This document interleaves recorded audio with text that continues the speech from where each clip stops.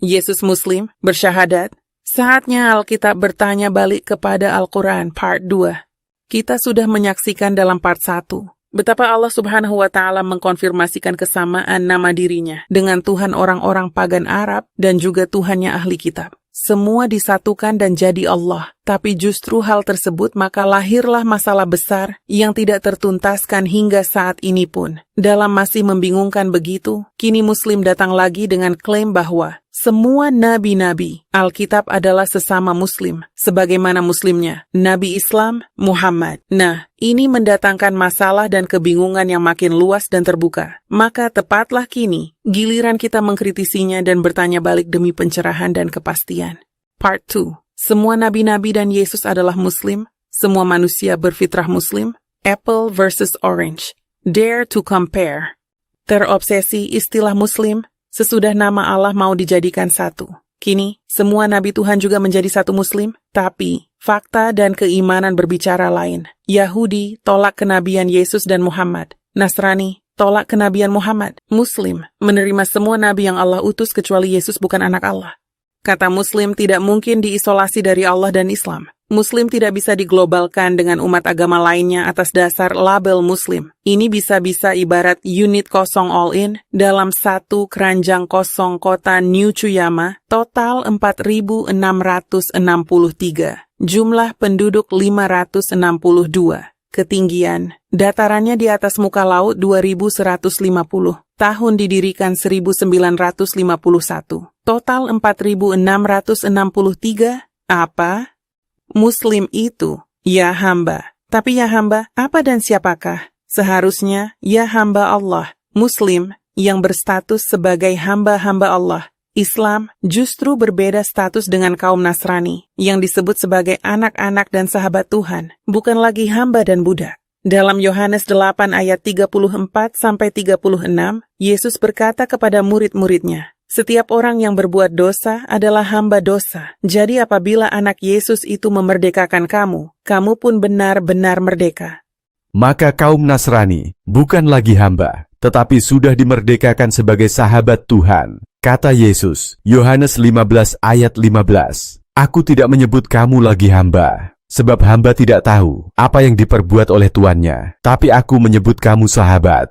Kata Muslim, bukan sekedar label yang asal-asal taat Tuhan aja, tapi justru siapa Tuhannya dan bagaimana kriteria taatnya. Ingat, uang asli bukan yang asal nominal dan wajah dan rupanya sama. Ada Muslim, Abraham Muslim, Musa Muslim, Yesus Muslim, Yahudi, Nasrani, semua berfitrah Muslim. Tapi Tuhan mereka adalah Yahweh, Sang Bapa, bukan Allah Subhanahu wa Ta'ala. Yesus dikatakan Muslim gara-gara Yesus bersyariat, bersunat, bersujud, puasa, haram babi, mati dikapani. Bila Yesus Muslim, bukankah ia musyirik karena berseru, Ya Abba, Ya Bapa? Markus 14 ayat 36. Aku dan Bapa satu adanya. Yohanes 10 ayat 30. Siapa telah melihat aku, ia telah melihat Bapa. Yohanes 14 ayat 9. Jadi, Yesus itu Muslim apanya? Bila Yesus Muslim, pastilah dia sudah berseru, sembahlah Allah, bukan Bapa. Bersyahadatlah dalam bahasa Arab, asyhadu an la ilaha illallah. Dan bukan baptislah dalam nama Bapa, dan Anak, dan Roh Kudus. Ia pasti sudah bersolat dengan bersuci air wudu, juga bayar zakat, bahkan sudah menunaikan haji atau berseru haji kepada murid-muridnya. Karena itulah perintah Allah dan Nabi Ibrahim kepada semua makhluk Islam. Surat 22 ayat 26-27, 3 ayat 97, 2 ayat 130, 1-133. Ia pasti sudah menubuatkan kedatangan satu nabi terakhir secara eksplisit. Namanya Muhammad, keturunan Nabi Ismail. Satu lagi, tentulah ia mengajar kawin-mawin dan berpoligami. Sebaliknya, Yesus justru menyaksikan di muka umum bahwa dirinya bukan Muslim Ibrahimik. Sebelum Abraham ada, aku ada. I am. Artinya apa? Ya, Yesus mengklaim dirinya sebagai I am, Sang Ada, Ilahi yang sudah ada, yaitu Yahweh. Itulah hakikat Yesus yang sama dengan istilah, sifat dan nama kudus God-nya Nabi Musa. Sang ada sebelum Abraham ada, dan segala makhluk lain yang ada, apalagi Muhammad, Islam dan Muslim. Itulah sesungguhnya statement penting Yesus, yang dunia tak akan tahu tanpa statement tersebut, yang sekaligus menolak pengetahuan atau anggapan kaum Yahudi maupun Muslim. Karena Yesus Sang Ada itu tidak didahului oleh Abraham Yahudi, dan bukan Muslim Abrahimik yang sudah bersyahadat Islamik di Ka'bah. Atas ucapan ini, Yesus mau dirajam batu oleh orang-orang Yahudi, karena dianggap jelas-jelas menghujat ilahi. Juga Muslim kan? Tapi, apa syarat Islam otentik untuk menjadi Muslim? Definisi sah untuk menjadi Muslim Islam: mengucapkan 2 kalimat syahadat dalam bahasa Arab dan wajib menjalankan rukun Islam. Syahadat Tauhid, aku bersaksi bahwa tidak ada Tuhan selain Allah. Syahadat Rasul, dan aku bersaksi bahwa Nabi Muhammad adalah utusan Allah. Q. Kedua kalimat syahadat, itu apa diwahyukan Allah dalam 1 unit wahyu? Ataukah hasil tautan manusia? Tak ada ayat Quran yang sekaligus mencakup kedua syahadat tersebut, melainkan dipetik dari 2 kalimat dari 2 surat yang berbeda. Masing-masing diawali dengan tambahan ekstra, aku bersaksi bahwa, lalu digabungkan dengan kata penghubung, dan. Kalimat pertama terambil dari ayat Mekah atau Medina, tidak ada Tuhan selain Allah, surat 47 ayat 19, 37 ayat 35. Kalimat kedua terambil dari surat dan ayat Madinah yang lain, Muhammad itu adalah utusan Allah, 48 ayat 29. Q. So, siapa-siapa di antara sahabat-sahabat Muhammad yang sudah bersaksi dan mengucap sekaligus 2 kalimat syahadat? Siapakah? Kedua kalimat syahadat utuh belum pernah timbul atau diucapkan dikala Muhammad masih hidup sampai 632 Masehi. Itu baru muncul di era Abdul Malik bin Marwan 60 tahun kemudian di Masjid Dome of the Rock dan gencar di era Bukhari.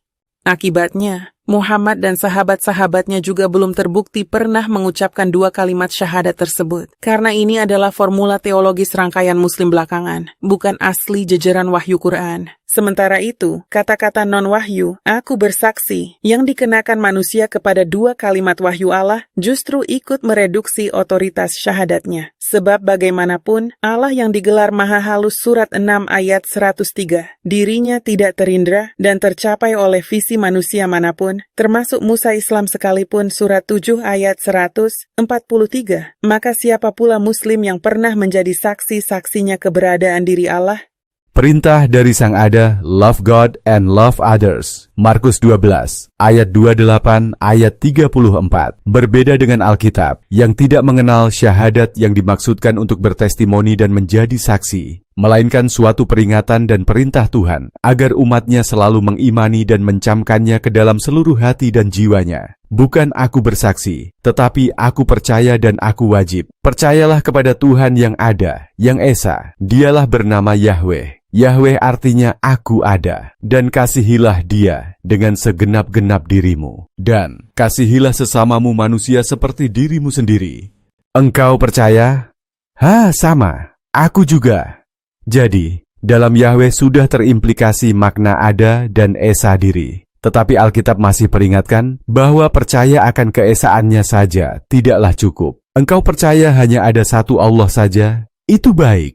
Tetapi setan-setan pun juga percaya akan hal itu, dan mereka gemetar. Yakobus 2 ayat 19. Tuhan yang Esa itu justru wajib dikasihi dengan sepenuh-penuh hati, bukan hanya disaksikan dalam syahadat tauhid. Yesus merujuk kepada Taurat Shema Yisrael, Ulangan 6 ayat 4, dan menamakannya hukum yang paling utama. Tidak ada hukum atau syahadat lain yang melebihinya. Hukum yang terutama ialah, dengarlah, hai orang Israel, Yahweh lah Elohim kita. Yahweh itu Esa, dan kasihilah Yahweh Elohimmu dengan segenap hatimu, dan dengan segenap jiwamu, dan dengan segenap akal budimu, dan dengan segenap kekuatanmu. Dan hukum yang kedua ialah, kasihilah sesamamu manusia seperti dirimu sendiri. Tidak ada hukum lain yang lebih utama daripada kedua hukum ini. Tuhan yang ada, Yahweh, dialah satu-satunya yang bisa dan sudah berteofani dan bersaksi tentang dirinya. Sesudah itu, barulah nabi atau umatnya bisa bersaksi keluar. Sebab segala Allah bangsa-bangsa adalah hampa, tetapi Yahweh lah yang menjadikan langit. Akulah Yahweh sang ada, dan tidak ada yang lain. Kecuali aku, tidak ada Allah. Mazmur 96 ayat 5, Yesaya 45 ayat 5. Umat tak bisa bersaksi bila Tuhannya hampa, alias tak pernah terindra, bermanifestasi dan bersuara kepada nabi dan umatnya. Di sepanjang sejarah ketuhanan, hanya Yahweh lah satu-satunya yang memperlihatkan dirinya yang ada dan bersuara langsung kepada nabinya dan umatnya. Lihat gambar di slide ini, betapa Yahweh sudah menampilkan dirinya kepada Musa dan berinkarnasi dalam kelahiran Yesus. Muslim tidak tahu bahwa nama Yesus asli Aramaiknya adalah Yeshua, yaitu Yahweh menyelamatkan, yaitu I am. Aku ada, Yohanes 8 ayat 58 dan Keluaran 3 ayat 14-15, yaitu Sang Anak, di mana Yesus anak dan Bapa Yahweh dalam kesatuan Yahweh. Yohanes 10 ayat 30, itulah relasi Sang Anak dengan Sang Bapa, Esa. Yahweh mengetes atau menantang bangsa-bangsa, apakah mereka pernah mendengar dan melihat dan mengetahui diri Tuhannya manifestasinya seperti yang mereka syahadatkan. Pernahkah suatu bangsa mendengar suara ilahi yang berbicara dari tengah-tengah api, seperti yang kau dengar dan tetap hidup? Engkau, Musa, dan umatnya diberi melihatnya untuk mengetahui bahwa Yahweh lah Elohim, tidak ada yang lain kecuali Dia. Dari langit Ia membiarkan engkau mendengar suaranya untuk mengajari engkau. Di bumi Ia membiarkan engkau melihat apinya yang besar, dan segala perkataannya kau dengar dari tengah-tengah api. Ulangan 4 ayat 33, 35, 36. Jadi kaum mana yang pernah menyaksikannya? Hanya kaum penyaksi Yahweh yang layak bersaksi. Maka Yahweh akan menjadi raja atas seluruh bumi. Pada waktu itu Yahweh adalah satu-satunya dan namanya satu-satunya. Zakaria 14 ayat 9.